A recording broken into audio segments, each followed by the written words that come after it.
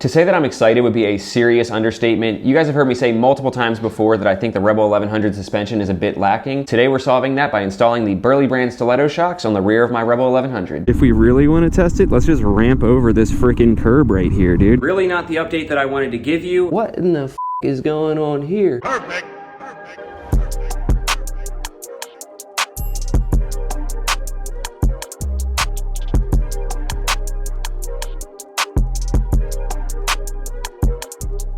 Welcome back to Life of Birch. I'm Birch and I am so stoked to get these shocks put on. They actually came in a couple months ago and I've been dying to get it done, and it is finally the time. Now before we dive into the install, make sure to go ahead and subscribe if this is your first time finding the channel. You're obviously into Rebel 1100 content and I have tons of it, so make sure to subscribe so you don't miss out. Alright, now anybody in the cruiser game has heard the name Burly Brand before, and I'd like to think that they're most well known for their stiletto shocks. They're extended shocks that come in typically a 13 or 15 inch height. They really help with the suspension and the handling of the bike because they have two different spring rates in them, one for smaller bumps and one for bigger bumps, and they also raise up the rear end of the bike a bit, giving more clearance and more suspension travel. For lack of better words, they're the and today we're putting them on my bike. First things first, let's pop this box open and check them out.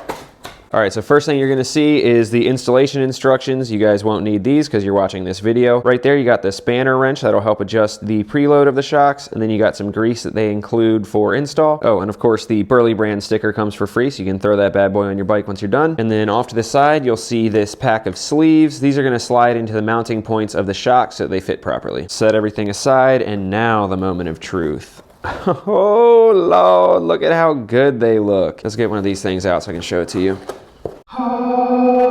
Look at it. I feel like there should be like rays of light coming out from it. It looks so sick. So as you can see, it has the two different springs, the red one at the bottom and then the black one at the top. They are separate springs with separate spring rates. And the idea is that the one spring, I believe the one at the bottom is the one that handles kind of the small imperfections in the road and the small bumps. And then the spring rate of the top spring is designed to eat up kind of all the bigger bumps in the road. So super nice because you get two different spring rates to handle two different things that you encounter. And not only that, but they just look sick. Burly Brand is known for having the red spring at the bottom. It is possible to get it recoated or painted or whatever, and I thought about doing it orange since obviously that is my color, but I feel like the red is just so iconic for Burly Brand that I'm gonna leave it that way. Not to mention I obviously have a thing for red in the first place. Got the Stunt FZ07 over there in red, and that's actually not mine. We'll talk about that later. Now, as I mentioned earlier, these typically come in anywhere between a 13 and 15 inch size. For the Rebel 1100, they come in only the 13 inch size, so you can compare it there and see that it's not a whole lot longer, but probably can't tell right now because I'm holding it closer to the camera. But once we pop that shock off, I'll lay them side by side and get some measurements and all that kind of good stuff. And you can see that the stock shock has the piggyback reservoir, whereas this one doesn't. But honestly, I think that these are gonna be a huge improvement over those regardless. With the 13 inch shocks, you're obviously gonna get a lot more suspension travel versus the stock. And as I mentioned, it's also gonna lift up the back end a bit for extra clearance. Now with that said, I'm sure it'll raise the seat height slightly. I'm not sure by how much, so we're gonna do some quick measurements before we put them on so we can kind of see exactly how much it raises it up. That way, any of you shorter riders will be able to know whether or not the raised seat height is gonna be an issue for you.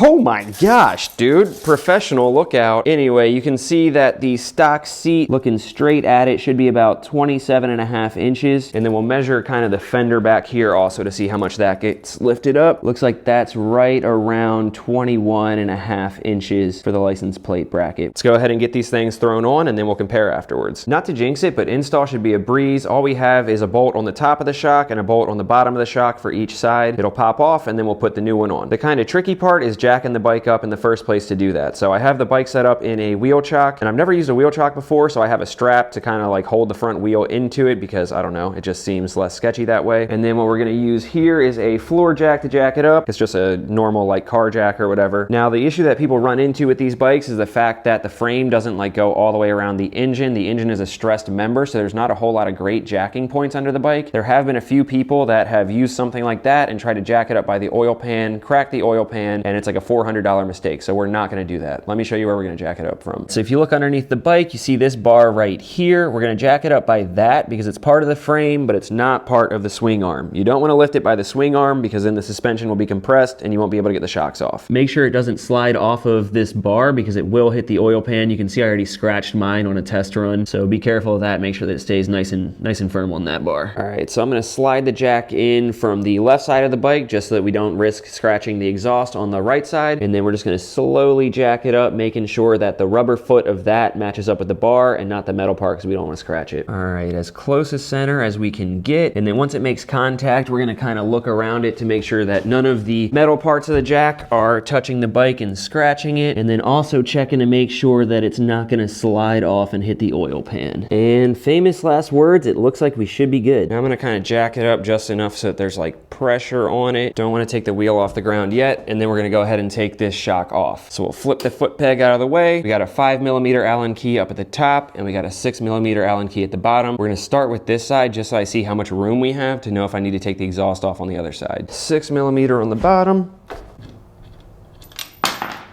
Dude, I am professional dropping all this stuff today. 5mm for the top. Take that off, and you can take these bolts off, mind you. I mean, obviously you just saw me do it. There's almost like, I don't want to say like an axle, but these aren't actually what this slides onto. You'll see once we pop it off. So it is safe to take these off. So we're gonna repeat that on the other side, just taking those bolts off, and then we'll jack it up a little bit more. And actually you can see how little room we have to work with for this bolt because it's so close to the exhaust. So just to play it safe so we don't scratch the exhaust, I am gonna jack the bike up, which should bring the swing arm down a little bit and give us some more room to work with. Ooh, it feels sketchy, but I know that it's not. All right, wheels off the ground, so we should be good. Oh yeah, just enough space. If I had to guess, if you have the stock exhaust, you'll probably have to take, oh my gosh, dude, what is up with Butterfingers today? You'll probably have to take the stock exhaust off in order to get to that, and probably even just take the shock off. We'll find out if we have to take the muffler off to get the shock off right now though. I don't know, fingers crossed. All right, now I've never done a shock install before, so hopefully I'm doing this right. It makes sense to me that we would jack the bike up just enough that you can see the wheel is like barely off the ground, right? So it's spinning free, but it's not like super high off the ground or anything. So in my head, that will allow us to slide the shocks off, but the rear won't drop down a whole bunch once they come off. Let's start off with the left side and see what happens. Please work in my favor so I don't look stupid on YouTube.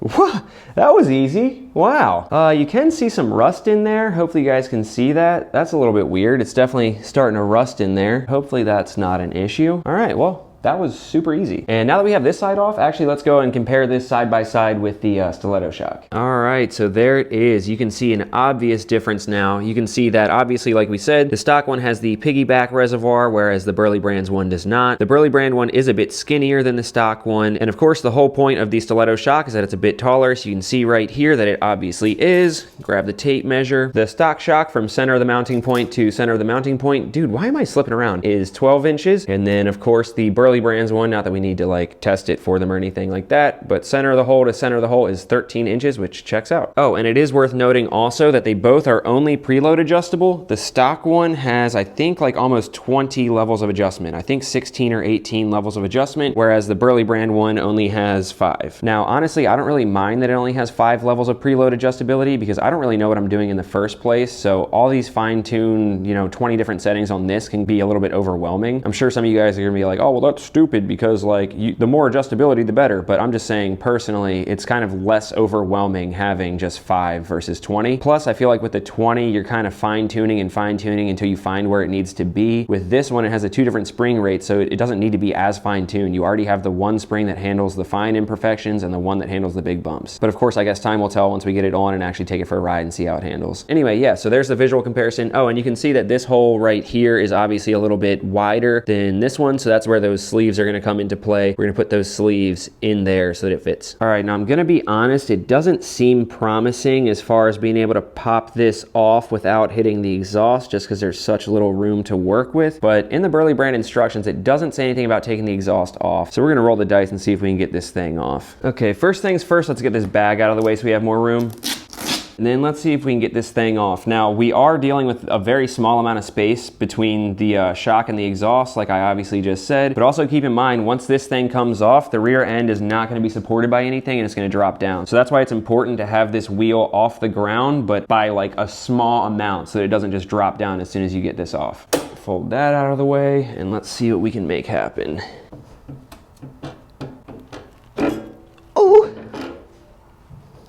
All right, so we got the top off and then we can just kind of rotate it down and then pop it off Boom! Let's go! No scratches, knock on wood that we don't get any, but super easy. So when I did that, I kind of had my knee underneath the swing arm to give it some support so that like it wouldn't just drop down and there wasn't any tension on it. And once it popped off, the back end dropped down a bit, and this has been a lot easier than I thought it was gonna be so far. Not to jinx it. Let's put the new ones on. All right, now the first side that we're gonna put on is gonna be the left side. And the reason for that is because we'll have to jack the bike up a bit for the new shock to fit. So it's easier to be on this side and, you know, have control over the jack and be able to see how high it needs to be. Whereas on the other side, you're just kind of jacking the bike up with no idea as to how high it needs to be. All right, so we're gonna take these sleeves that came with the suspension. All 4 of them are the same. You'll need 2 for each side, obviously. You're just gonna go ahead and slide one of them over each of the mounting points. And then when you put the shock on, it's important to note, you can see that the mounting tab on the bottom is offset. You see how it's closer to the right side of it right now than it is to the left side. You'll wanna make sure that the side that it's closer to is what goes on the outside. So it's closer to the right, we're gonna mount it just like that. Only downside is that it has like the part number on the springs and stuff that's gonna be towards the outside of the bike, but some rubbing alcohol should get that off, no problem. All right, so like I said, we're going to line this up, see how much space we need, jack the bike up until it lines up, and then slide it on. All right, so we got the right side facing out, but obviously there's about an inch of space that we need in order to put it on. So what we're gonna do is slowly jack the bike up until it seems like we have about enough space right there. Actually a little bit more. So the top is slid on. We'll jack it up until we can slide the back on. Boom. Let's go. Okay, perfect. That is looking freaking sickening. All right, so we'll put the bolts back on. The 5mm one goes at the top with 6.6 foot-pounds of torque. The 6mm one goes on the bottom with 15 foot-pounds of torque. Sheesh, that looks so good. This was so much easier than I thought. All right, now if everything went according to plan, it should be the perfect height already, since obviously we got the other side on. So we're just gonna slip this on, once again, keeping this part that's closest to the outside. And then we're just gonna kind of work around the exhaust, being careful not to scratch that, and it'll be the same process as the other side. Sleeve number 1 going on, sleeve number 2, and then we'll do it the same way, putting the bottom one on first and then swinging it up. So the bottom's only like halfway on. Give us enough room to swing it up. Looks like it needs a little bit of support for the top one to go on. So let's see if we can do it just with our knee. Yep, boom. So I just kind of put my knee underneath the swing arm for a little bit of support, and then it slid right on. All right, let's get the bolts put on. I started putting that joint on to the 15 foot-pounds as opposed to the 6.6. Okay, 6.6, not 15. Is that stripping it out? What in the f is going on here? How is it stripped out from 6 foot-pounds of torque or 15, whatever? Okay, like I said, anytime things are going too smoothly, something is bound to happen. This sucks. How I just stripped that out when it hadn't even clicked for 15 foot-pounds of torque is beyond me, but I guess I gotta go get a new bolt real quick. It turns out that the part number for the top bolt is actually the same as the Rebel 300 and 500, so nobody tell Nina that I'm stealing hers off of her bike. 2 hours later.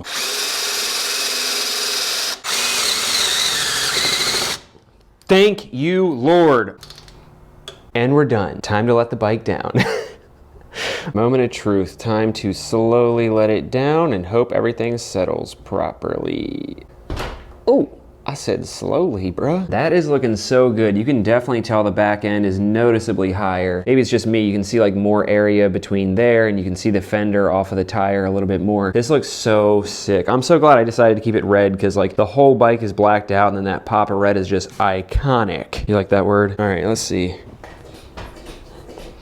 Yeah, I mean, it seems like it's put together right. All right, sweet. I guess the next thing to do, oh yeah, you can definitely like see how much further it is off the tire right there. This looks so killer. And I like how like the exhaust covers it a little bit, but then you can still see the red pop up a little. Oh yeah, ADD, but I noticed, I don't know what I was thinking, these springs literally just turn. So you can literally just turn it so the white like part number isn't showing. Well, I am super stoked on how it looks. Needless to say, the install was super easy. Only would have taken like a half hour if it weren't for me me stripping out that freaking bolt, so don't be an idiot like me. Be careful and make sure not to do that. Let's go ahead and get the measurement for how far off the ground the fender and the seat are to see how much it raised the bike. All right, so in the rear, before it was about 21.5 inches, and now it's looking like it's about 23.5. So even though the shocks are an inch taller, obviously, you know, geometry, it raised the back end about 2 inches, at least as far as like the height from the fender to the ground. And now let's check the seat height. So stock seat height was 27.5 inches, and it's hard to tell, but it looks like it's about 29 inches now. So that's actually more of a seat height difference than I thought it was gonna be. Although, come to think of it, I haven't sat on the bike yet to make sure that the suspension like settles or whatever, so let's do that and see if it makes a difference. I doubt it will. All right, please don't just collapse or something.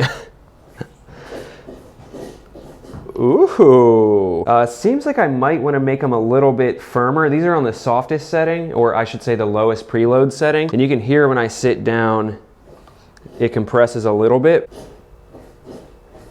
Is it only the right shock making that noise? Oh, you know what?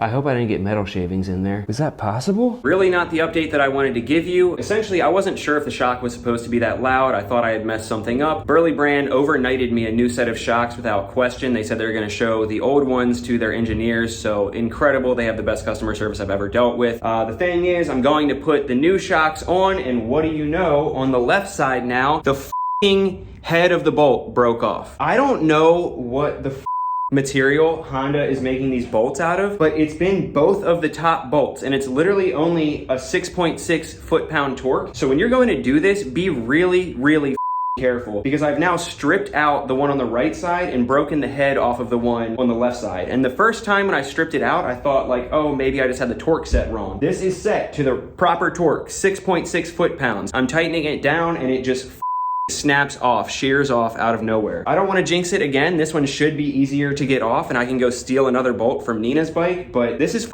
ridiculous. The fact that this should be a 10-15 minute install, and the thing that's making it all take the longest is Honda's bolts made out of butter. I don't understand what's going on. I can literally spin this out with my fingers. That makes no sense. You mean to tell me that I can literally unthread this with my fingers, but the bolt is such a soft material that it shears off? That is insane.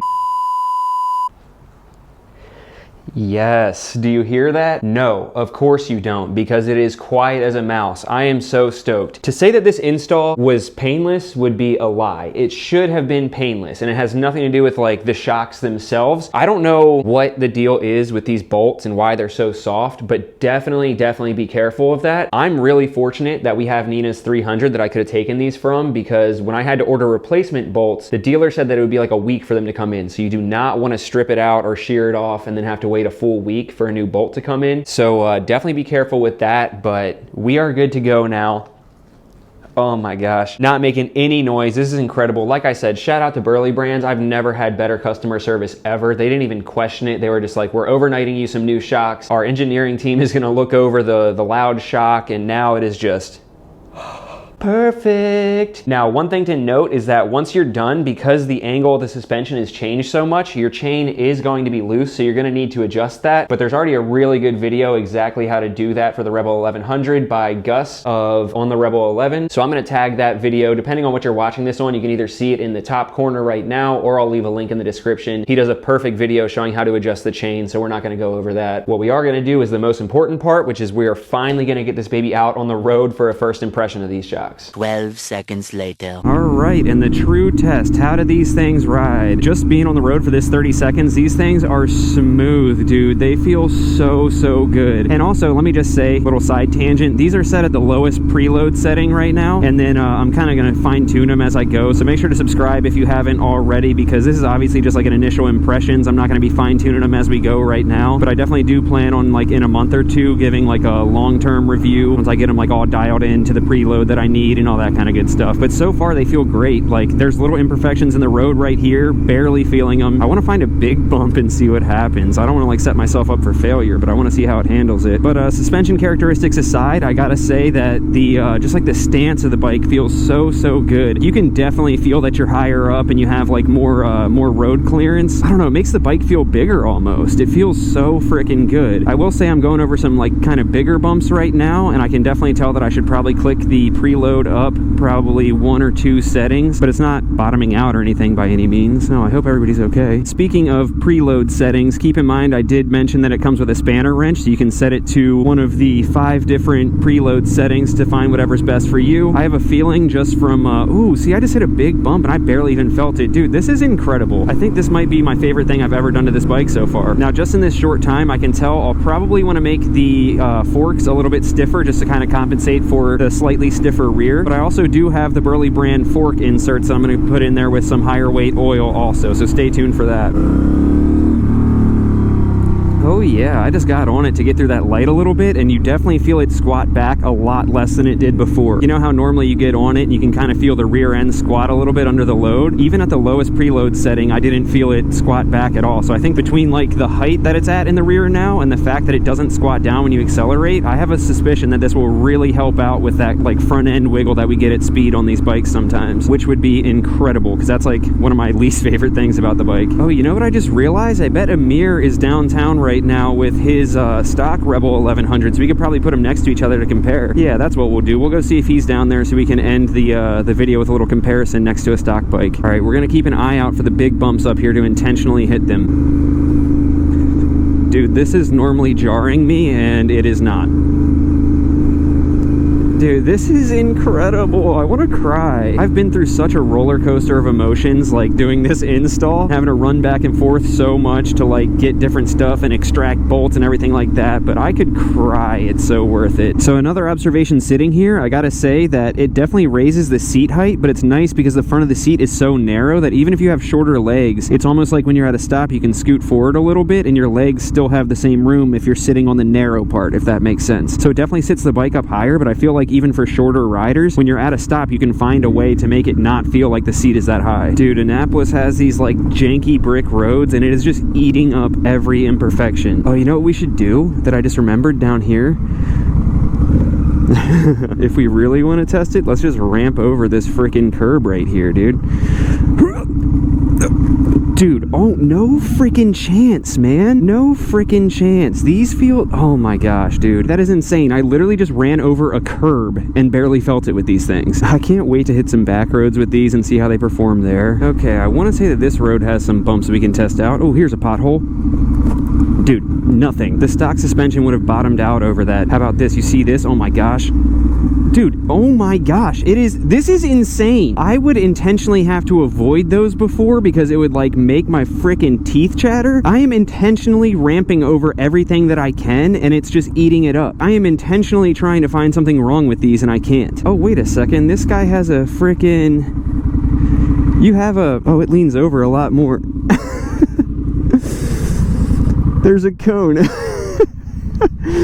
That's so funny. Okay, so it definitely leans over a lot more than it did before. I mean, it's fine, but if that sketches you out, maybe you could do like a little kickstand extension. All right, so Amir's bike is over here. Let's compare it. All right, so hopefully you can tell from this shot right here, my bike definitely leans over significantly more than Amir's does. His is like almost upright on the kickstand, and then mine is definitely tilted over a bit more. And then hopefully you can tell, like looking from this side, this line on the fender has so much space between that and the tire, whereas Amir's bike, that line is like right down on the tire. So hopefully you'll be able to tell the curve of this. Oh, well, I guess my saddlebag's in the way. What can I use to compare? Oh yeah, so you should definitely be able to tell, like, okay, oh my gosh, I could literally stick my hand in here, and then with his, it's like, wah.